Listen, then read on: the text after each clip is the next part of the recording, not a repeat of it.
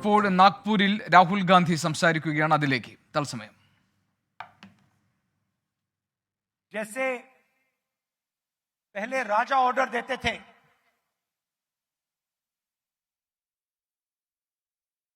ऊपर से ऑर्डर आता है और उसका पालन करना पड़ता है, अच्छा लगे ना लगे,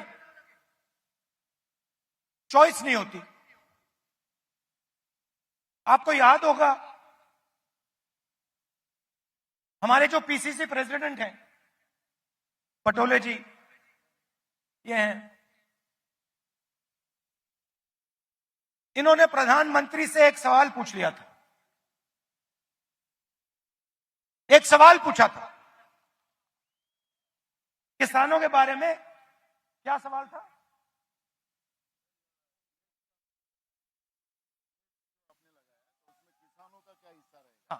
तो सिर्फ एक सवाल पूछा. सवाल था जीएसटी जो आपने लगाया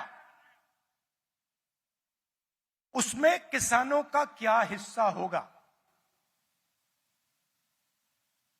मोदी जी को सवाल अच्छा नहीं लगा, पटोले जी आउट हो गए.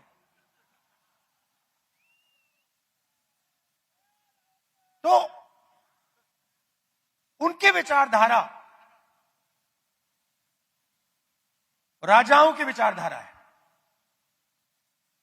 किसी की सुननी नहीं.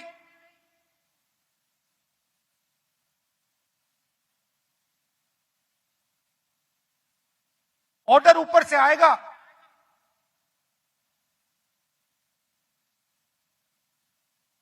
आपको ऑर्डर का पालन करना पड़ेगा.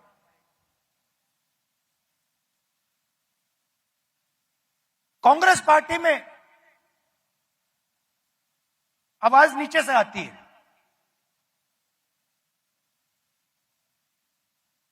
हमारा छोटा सा छोटा कार्यकर्ता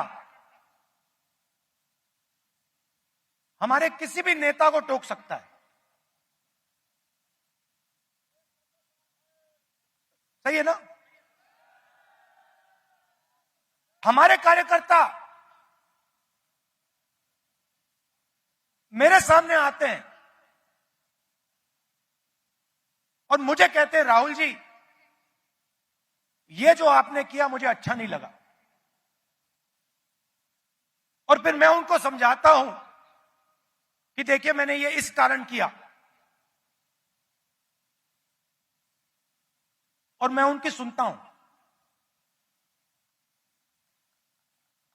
उनकी जो आवाज है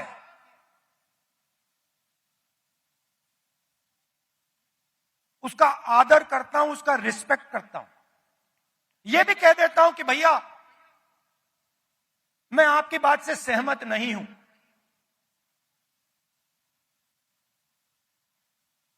मगर उसकी आवाज सुनता हूं.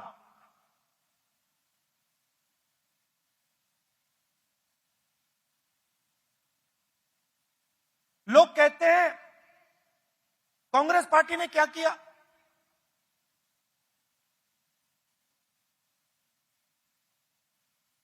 आजादी से पहले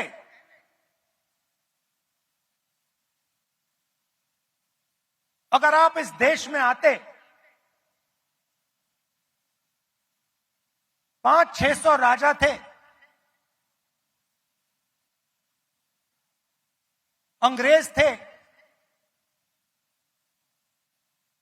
राजाओं का गन सलूट होता था.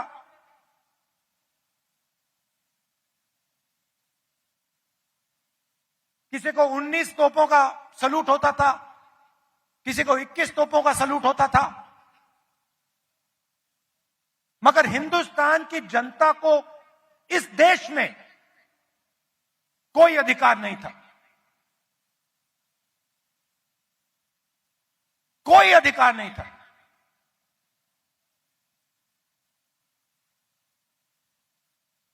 गरीब व्यक्ति की जमीन अगर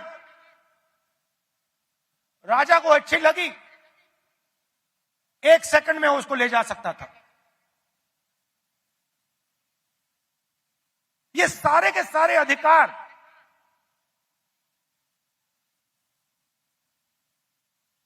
जिनकी रक्षा कॉन्स्टिट्यूशन करता है,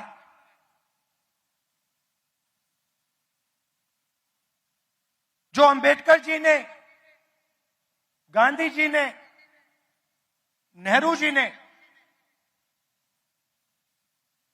खून पसीना देके बनाया, ये कांग्रेस पार्टी ने दिया है। और आरएसएस के लोग, बीजेपी के लोग इसके खिलाफ थे। आज झंडे के सामने खड़े हो जाते हैं, सलूट मारते हैं। सालों के लिए इन्होंने तिरंगे को सलूट नहीं मारा था। तो सारे के सारे अधिकार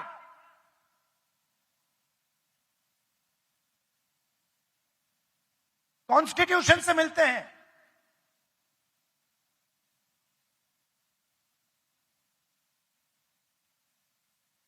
और राजा जो भी करना चाहता था करता था, उसके लिए कोई कानून नहीं थे।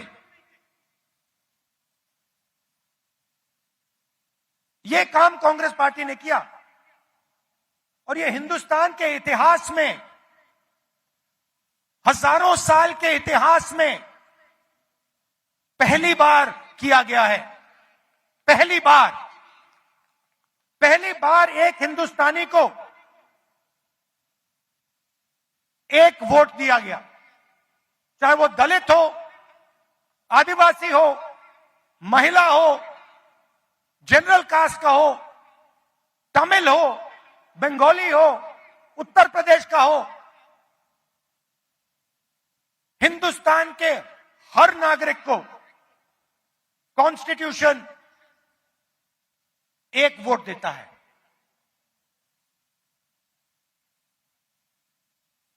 यह कांग्रेस पार्टी ने किया। गांधी जी जेल गए, नेहरू जी जेल गए, अंबेडकर जी ने सालों संघर्ष किया।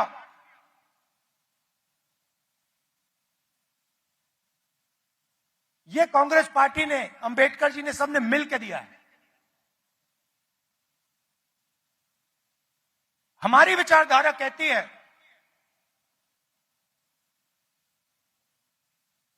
कि देश की लगाम हिंदुस्तान की जनता के हाथ में होनी चाहिए और देश को, जैसे पहले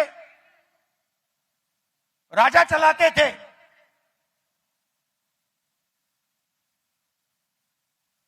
वैसे नहीं चलाया जाना चाहिए।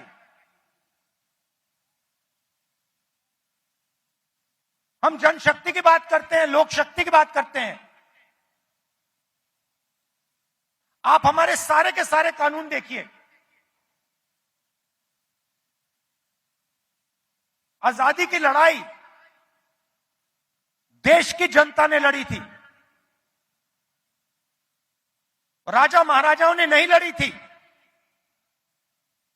उनकी पार्टनरशिप थी अंग्रेजों के साथ। लोग भूल जाते हैं, लोग सोचते हैं कि आजादी की लड़ाई सिर्फ अंग्रेजों के खिलाफ थी। नहीं, अंग्रेजों की लड़ाई अंग्रेजों के खिलाफ थी और राजा महाराजाओं के भी खिलाफ थी। यह सच्चाई है। पार्टनरशिप थी राजाओं महाराजाओं की, अंग्रेजों की पार्टनरशिप थी। उसके खिलाफ कांग्रेस पार्टी लड़ी थी। किसके लिए लड़ी थी? गरीब जनता के लिए लड़ी थी। अगर आप यहां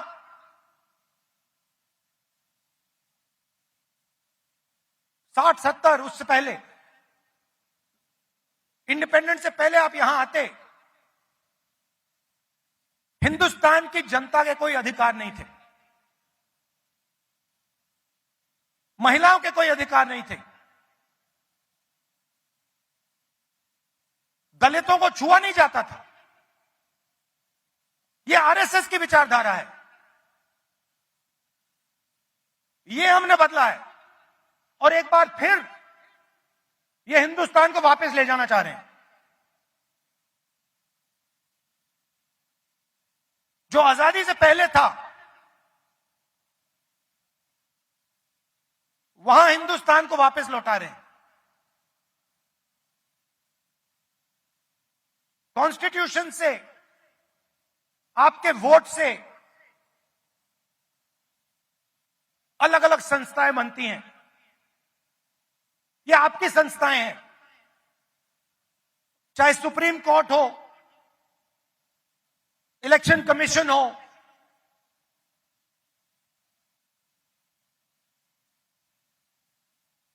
ये आपकी संस्थाएं हैं। सारे के सारे इंस्टीट्यूशंस पर ये कब्जा कर रहे हैं। आप हिंदुस्तान की सारी यूनिवर्सिटी देख लीजिए, सारे के सारे वाइस चांसलर आज एक संगठन के हैं। उनको आता होता कुछ है नहीं,